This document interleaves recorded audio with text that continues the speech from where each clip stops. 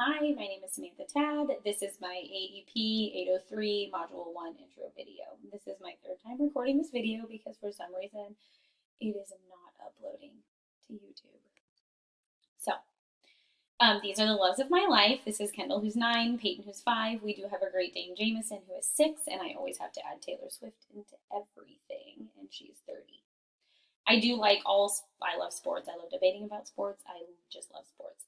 Anything Kansas City, I do like the Blues, and then Michigan. My dad played hockey there.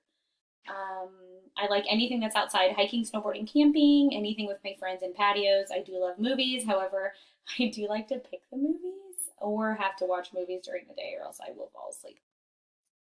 I got my undergrad at Missouri State University, and I did student teach in Missouri in a 4th grade classroom. 4 days after graduation, I moved to Kansas and I got my first teaching job in a kindergarten classroom at USD 475. And currently, I am going into my 3rd year at District 49 in Colorado Springs, Colorado, and I am teaching 1st grade. I am in grad school at Fort Hays State University, and some responsibilities that I've had in my district are Math Task Force, New Teacher Induction Committee, PBAS implementation team, social committee, and I am the team lead. The 4 main types of action research are individual, collaborative, school-wide, and district-wide. So what it is and its purpose for each of those would be, if you're an individual doing action research, it's something that you want to find a better way of doing. If you're a collaborative team, it's a group of people working together to improve the practices. And then if it's for a school or a district, the entire school or district is working together to change something large.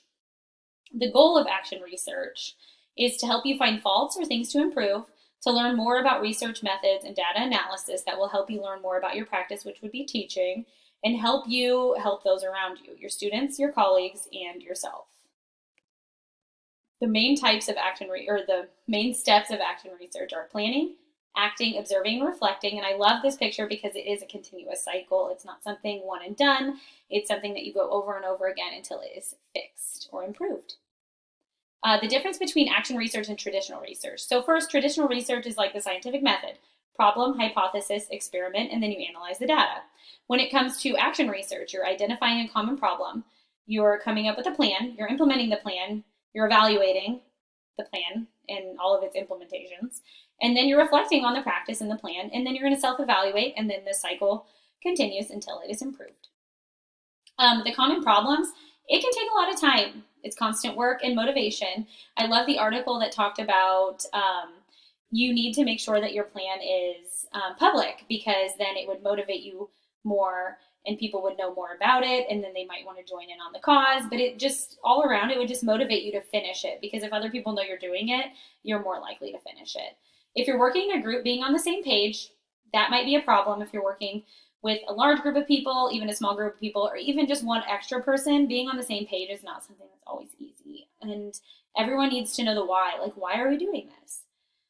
Some people might not understand the research, and making sure the plan is actually put into action. I can see people showing up to meetings talking about the actions and the plans and the implementation, but if they don't actually do it, then are they really contributing anything that's relevant?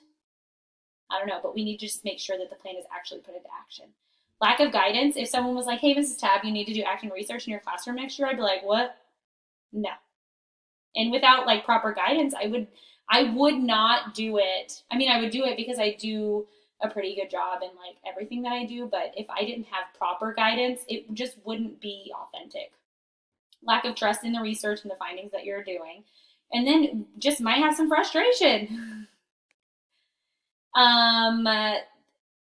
How can action research help my own teaching and student learning? So first, student learning. If you're letting your students in on what you're doing, that's collaboration right there. People love to work together. If students feel like they're important and they're a part of a plan or a problem, they're going to work towards the goal. They're going to give feedback openly, and they're just going to be motivated to do it. Teacher performance, it's more tools for my toolbox. It can get me out of my comfort zone. Again, I was talking earlier, like if someone didn't give me proper guidance to do action research, I would definitely be out of my comfort zone, because I would feel like, oh, I'm not good. I can't do this. I have no idea. And then I would just be out of my comfort zone figuring out how to do it. It helps me reflect on my own teaching practices. It's constant improvement, and then the aha moments when things work, or the things that I thought worked, and I'm like, aha, that really hasn't been working.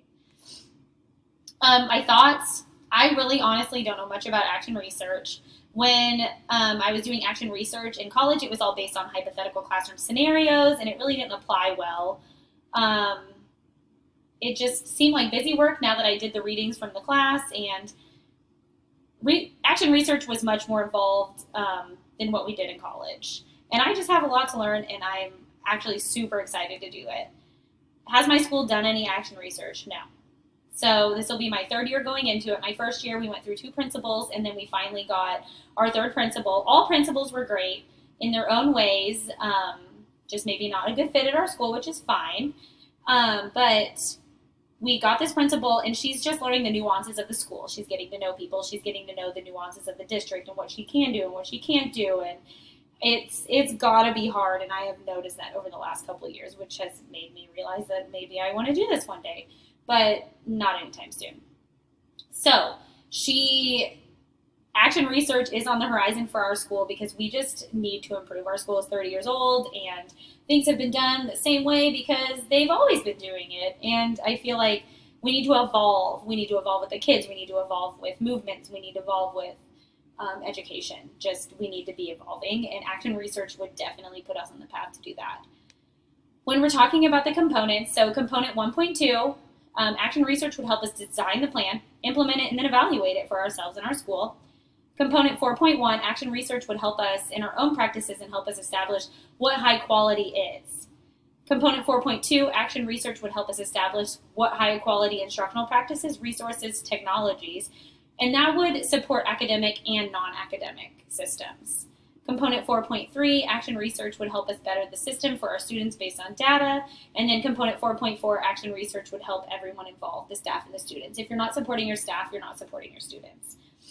And the best way to motivate the staff would be to whatever they want to motivate, but we need to make sure that staff feels supported, and then that in turn will help our students, which is the reason why we're all in teaching in the first place. These are my citations, and thank you for watching my video. I hope you guys have a good rest of your day.